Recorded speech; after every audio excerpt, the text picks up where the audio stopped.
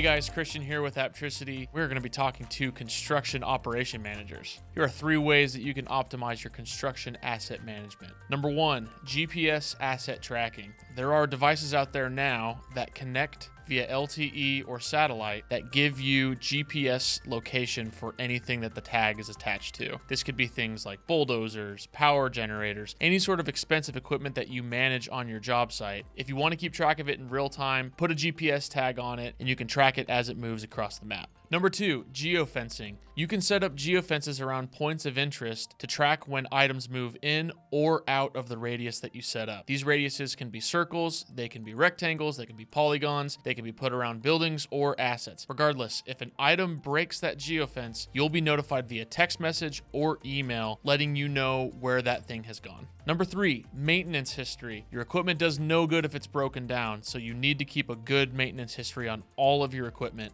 Track your maintenance history at the equipment level, including all past, recurring, and future maintenance records. Those are 3 ways that you can optimize your construction asset management. If you want to learn more, click on the post below.